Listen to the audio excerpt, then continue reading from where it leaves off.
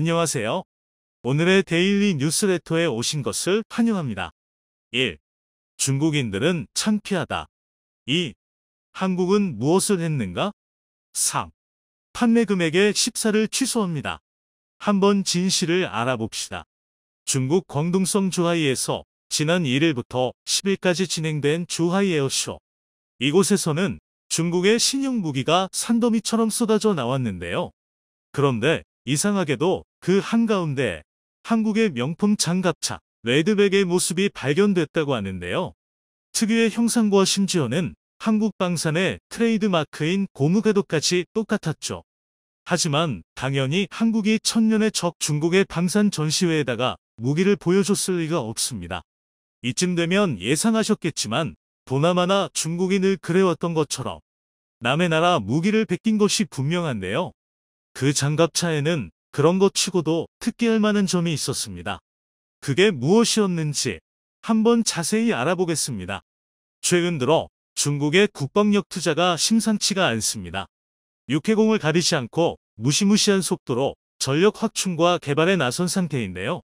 한 곳의 조선소에서 5에서 6대의 구축함을 동시에 건조하는 짓은 근 몇 년 사이 하도 자주 나온 소식이라 이제는 예사실같이 느껴질 정도입니다.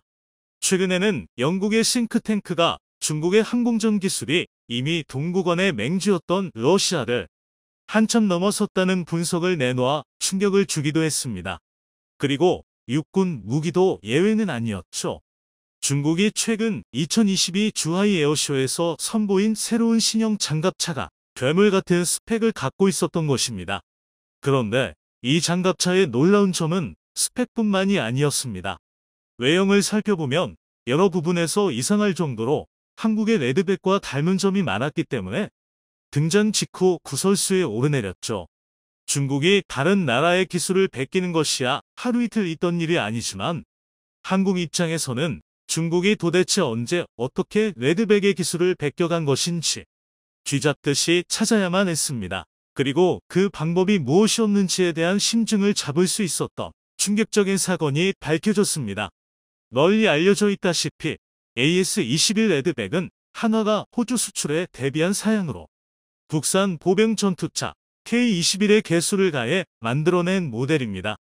그런데 이 K-21이 중국선에 넘어가 해체되었을지도 모른다는 정황이 나왔습니다. 지난 2010년 한국은 사우디아라비아에서 K-21의 전시를 한 적이 있었습니다. 문제는 이를 배에 싣고 한국으로 돌아오는 과정에 발생했죠. 사우디에서 출발한 지 한 달이 조금 넘어 홍콩을 경유하던 시점에 K-21이 세관 검사 중 일방적으로 압류를 당한 것입니다. 압류 기간은 무려 51일에 달했고 이 정도 시간이면 장갑차 하나쯤 다 해체해서 도면을 작성하기에는 충분한 시간이었습니다. 중국은 기분 나쁘게도 사실 한국이 K-21을 개발하는 모든 과정을 지켜보고 있었습니다. 그런데 그게 한국의 기술을 고평가해서는 아니었죠. 원래 중국은 전차 개발 기술 분야에서 독일과 협력을 하고 싶어 했습니다. 독일의 지상전 무기체계가 미국의 극억 이상이라고 중국은 판단하고 있었고 독일과 협력할 수 있다면 전차를 시작으로 장갑차나 다른 무기기술 역시 배울 수 있을 것이라고 여기고 있었습니다. 하지만 당시 독일은 전차 기술 수출 규정을 내세워 중국의 요청을 거절했습니다. 이에 중국은 독일 기술을 한 줌이라도 받아 쓴 적이 있는 다른 나라의 눈을 돌리기 시작합니다. 그리고 그들의 눈에 띈 것이 한국의 K1 전차였죠. 당시 K1에는 독일제 1200마력짜리 순행식 사행정 디젤 엔진인 M2 MB871K 501이 탑재되어 있었습니다. 이를 보고 중국은 한국의 전차 및 장갑차 제조 기술에 독일식 메커니즘이 녹아들어 있을 것이라고 판단했던 것입니다. 이때부터 한국의 기갑 차량 개발을 눈여겨보던 중국은 홍콩 콰이총 항구에 K-21 완제품이 통째로 들어왔다는 보고를 놓칠 수가 없었습니다. K-21을 생산한 두산 DST는 허가에 필요한 모든 서류를 제출했는데도 이례적으로 홍콩 해관으로부터 추가 서류를 요구받았습니다. 이 추가 서류들을 전부 제출하고도 출항허가는 나오지 않았고 제출된 서류의 확인에만 거의 2개월에 달하는 시간이 소요되었죠. 이때 압류되었던 K-21은 압류기간 51일 동안 분해 재조립되며 내부의 기술을 유출당했을 것으로 보입니다. 무기를 실은 선박이 홍콩을 경유하는 것 자체는 그렇게까지 이상한 일은 아니었습니다. 두산 DST 관계자는 방산업체들은 매년 평균 4에서 5회 정도 해외 전시회 참석을 위해 방산 장비를 홍콩을 경유해 부산항으로 입출항하고 있는데 이런 경우는 처음 발생했다고 밝혔죠. 중국이 명백하게 K-21을 노리고 한국을 가로막았다는 증거인 것입니다. 그리고 그런 의혹의 쐐기를 박는 일이 7년이 지나 발생했습니다. 2017년 등장한 중국의 신형 보병 전투 차량 VN-17이 바로 그것인데요. 이들은 VN-17을 내놓으며 자랑스럽게 미국, 유럽이나 러시아의 장갑차 디자인을 복제하지 않았다고 선전을 해댔습니다. 당연한 일입니다. 이번에 이들이 베낀 건 한국이었으니까요. 애시 당초 베끼지 않았다가 자랑거리가 되는 것도 어처구니가 없지만 심지어 그것도 거짓말이라니 이쯤 되면 오히려 대단합니다. K-21과 VN-17의 재원을 비교해보면 각각의 규모는 비슷하지만 엔진 마력과 항속거리와 같은 성능을 중국 운용 상황에 맞추어 개선했다는 점을 짐작해 볼 수 있습니다. 그런데 K-21 압류 사건 전까지 중국은 고작 군용 디젤 엔진을 개발하는 것마저도 엄청난 난항을 겪고 있었죠. 중국이 여기저기서 엔진 기술을 베낄 만큼 다 베끼고 나서도 다른 나라들이 만든 엔진과 비교할 만한 성능의 엔진을 만들 수 있게 된 것은 2019년에 이르러서야 가능했습니다. 원천 기술이랄 게 하나도 없으니 당연한 일이죠. 그런데 이런 중국이 개발 기간 7년, 기술 실증 기간은 그 중에서도 절반 정도에 불과했을 텐데 그 사이에 갑자기 K-21에 버금가는 성능의 엔진을 뚝딱 만들어냈다는 것은 말이 되지 않습니다. 중국은 5년이 지난 현재까지도 VN-17에 탑재되었다는 FX0012 디젤 엔진에 대한 세부 사항을 공개하고 있지 않습니다. 하지만 그것이 K-21의 엔진을 역설계한 것이라는 것을 모르는 사람은 없죠. 중국은 이때 만든 VN-17이 꽤 마음에 들었던 모양입니다. 보병 전투차 개발을 이어오면서 이제식 번호를 계속 이어오고 있기 때문입니다. 이번에 중국 주하이 에어쇼에서 공개된 중국의 신형 보병 전투차 역시 마찬가지였습니다. VN-20이라는 번호를 받은 이 보병 전투차는 그 자리에 있던 해외 방문객들의 눈을 의심케 하기 충분했습니다. 한국의 레드백이랑 놀라울 정도로 닮아 있었기 때문입니다. 그도 그럴 것이 VN-20은 레드백의 배다른 형제나 다름이 없습니다. 보통 무기의 세계에선 시대에 따라 요구되는 성능은 비슷비슷하게 마련이니 그런 성능을 하나하나 갖춰 모으다 보면 형상도 비슷해지는 수렴 진화의 양상을 띱니다. 레드백은 한국이 K-21을 개수한 것이고 VN-20은 중국이 K-21을 베낀 VN-17을 발전시킨 것이니 겉모습이 비슷해지는 것도 당연합니다. 그런데 VN-20의 경우에는 불행히도 어머니 쪽에 문제가 있었습니다. 레드백과 VN-20의 외관은 비슷한 것이 사실이지만 둘을 같이 놓고 보면 자세히 뜯어보지 않아도 놓칠 수 없는 차이점이 보입니다. VN-20이 어처구니 없을 정도로 크기 때문이죠. VN-20에 사용된 차대는 VT4로 이쪽은 아예 MBT, 즉 탱크입니다. 그렇다 보니 당연히 중량도 50톤에 달하는데 VN-20은 거기다가 거의 모든 방향의 장갑판에다가 모듈식 반응 장갑까지 설치해서 어마어마한 떡대를 자랑하는 형태가 되어버렸습니다. 이 정도면 전차에다가 포탄만 갈아 끼워놓고 이건 장갑차라고 우기는 것에 가깝습니다. 중국이 장갑차의 크기를 이렇게까지 키우려는 이유가 뭔지는 정확히 알 수 없지만 적어도 충분한 고민은 하지 않았음이 분명합니다. 명색이 장갑차라면 기본적인 역할은 기계화 보병의 수송과 화력 지원입니다. 그런데 탱크 차대를 그대로 가져다가 받은 VN-20은 고작 6명밖에 태울 수가 없습니다. 현재 웰메이드 장갑차로 꼽히는 레드백과 링스가 승무원 3명에 더해서 보병을 최소 8명 구겨놓으면 9명까지도 태울 수 있다는 점과 비교하면 초라한 수준이죠. VN20에는 30mm 무인 포탑이나 100mm와 30mm 기관포, 탑재형 2인 포탑을 골라 달 수 있다고 합니다. 그리고 포탑 측면에는 대전차 미사일 역시 탑재하고 있죠. 이런 점은 러시아의 장갑차 BMP-3과 같은 사양입니다. 그리고 앞서 언급했듯 한국 기갑 차량의 상징과도 같은 고무 궤도도 채택하고 있습니다. 이는 중국이 어느 정도는 현대 기갑 무기의 트렌드를 따라가려는 시도를 하고 있다는 방증입니다. 그런데 정작 차체의 대형화만 노리다가 중요한 보병 수송 능력에서 아무런 고민도 없이 급조해서 만든 흔적이 뻔히 드러나니 포탑과 차체를 따로따로 만든 수준이 아닌가 싶을 정도입니다. VN20의 개발 계획은 적어도 2019년 이전부터 있었다는 것이 중론입니다.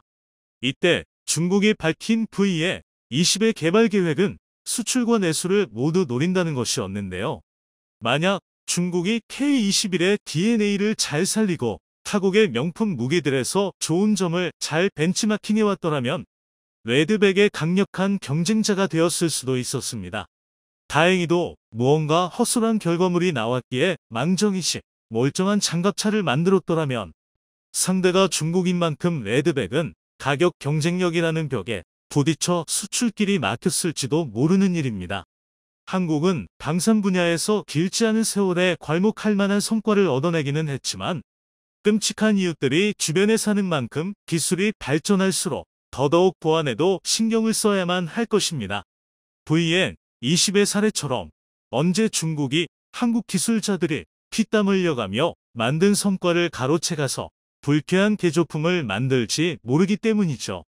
반도체 패권 경쟁이 날로 심화되고 있습니다. 그런 와중에 반도체 위기까지 겹치며 이제 반도체 시장은 한치 앞을 내다보기가 어려운 상황에 놓여 있는데요. 올해 3분기 세계 반도체 매출 1위를 기록한 대만의 TSMC가 3나노미터 양산 계획을 연기한 데 이어 고객사 주문 물량마저 대폭 축소된 것으로 알려지며 큰 화제가 됐습니다. 특히나 TSMC의 생산 능력이 급격하게 감소해 연례 통학이 난 수준이라고 하죠. 이에 미국의 한 저명한 경제사학자는 제 아무리 TSMC라고 해도 3나노 혁신에서 미적거리면 한순간에 무너질 수 있다며 경고했다고 하는데요. 그 반면 삼성전자는 공격적인 투자를 이어가며 이미 3나노 2세대 공정에서 대형 고객사를 확보한 상황이라고 합니다. 한편 최근 독일 대통령과 하원 의원이 경기도 평택의 삼성전자 공장을 방문하여 최첨단 기술에 입을 다물지 못하는 등 극찬했다는 사실이 알려지며 화제가 되고 있는데요. 그 자세한 내용 알아보도록 하겠습니다.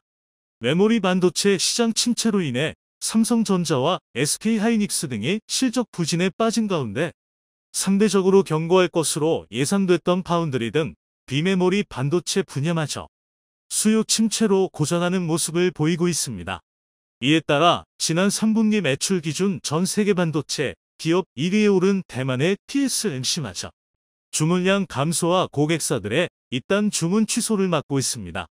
앞서 TSMC는 3나노 양산을 지난 7월에서 9월로 또다시 올해 4분기로 2번씩이나 연기했었는데요.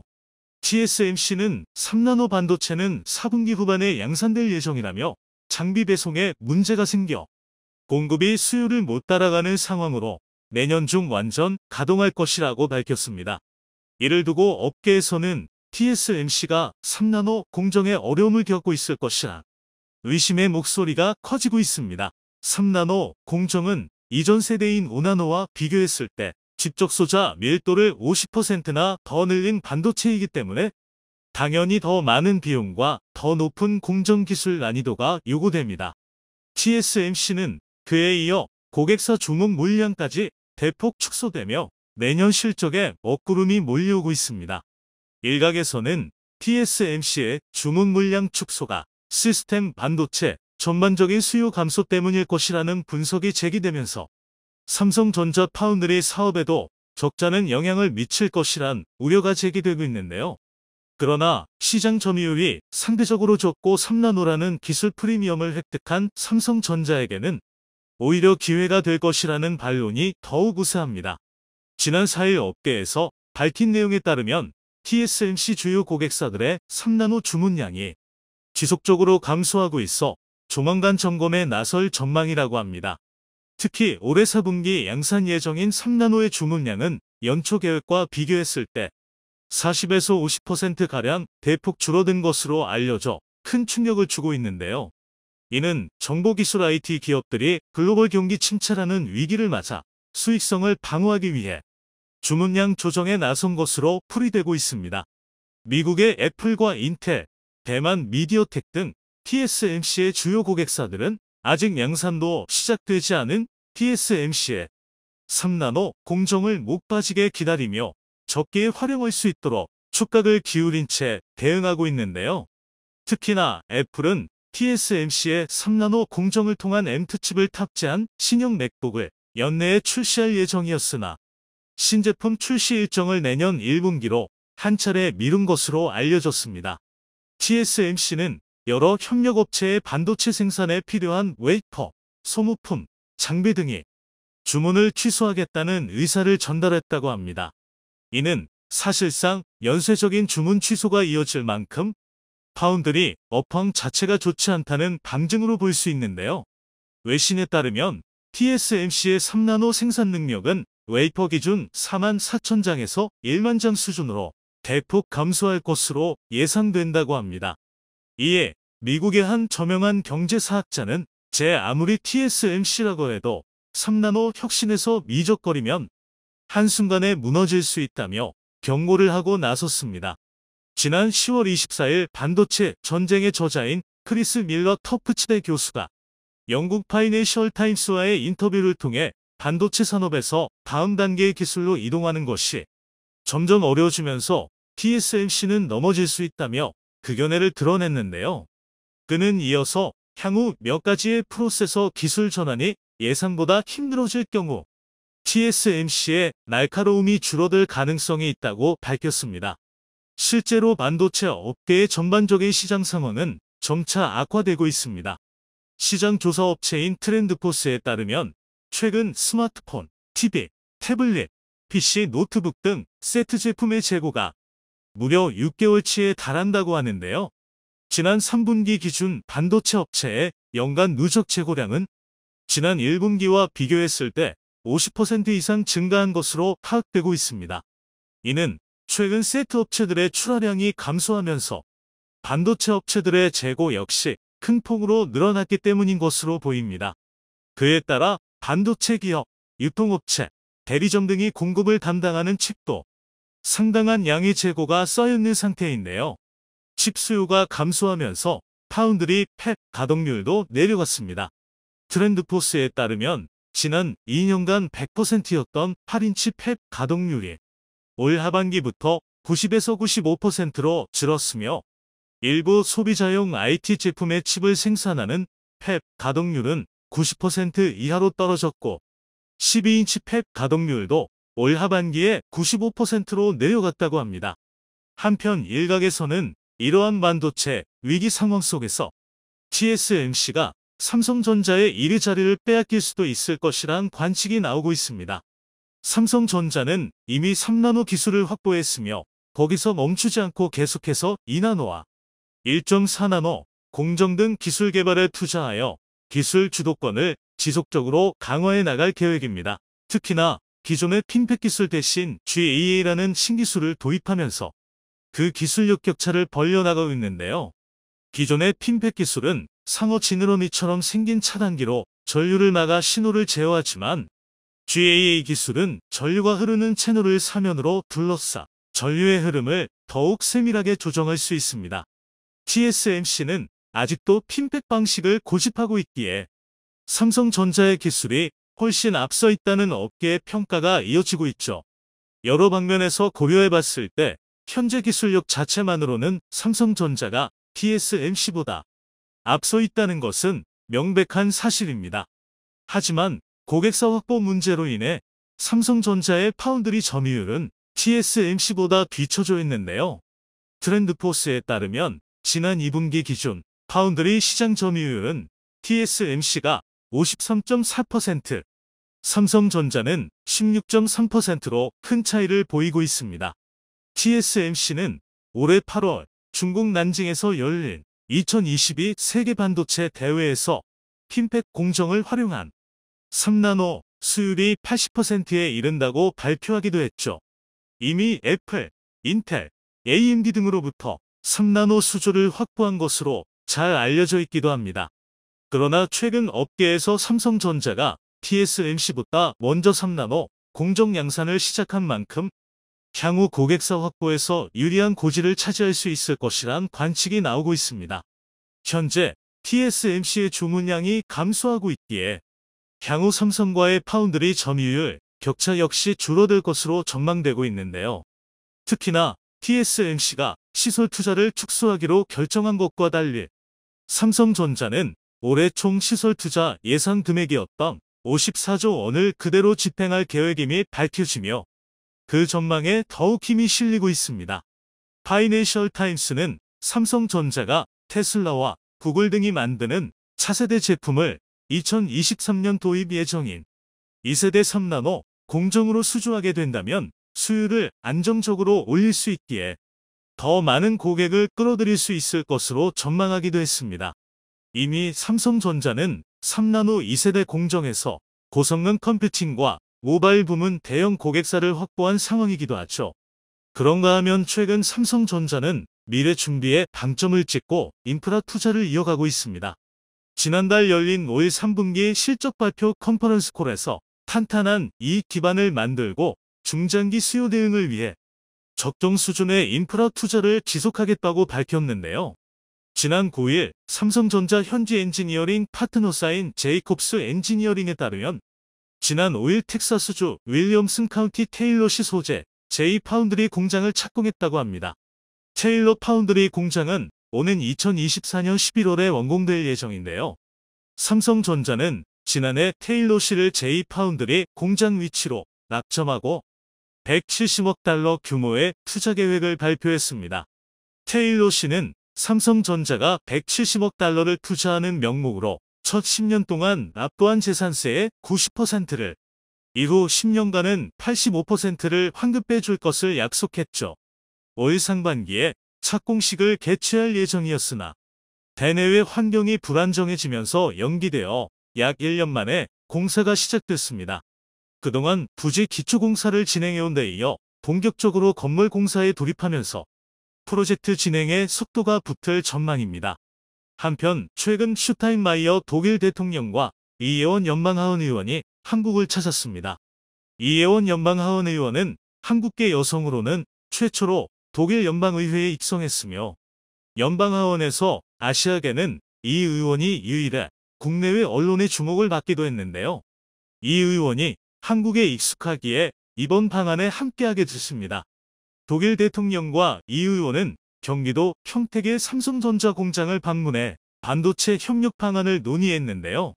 이 의원은 글로벌 혁신지수 6위의 한국은 놀라운 능력을 갖고 있다며 삼성의 반도체 생산 현장 방문은 이를 또 한 번 증명하는 순간이었다고 극찬했습니다. 급변하는 반도체 시장 속에서 삼성전자의 미래가 어떻게 될지에 귀추가 주목되고 있는데요.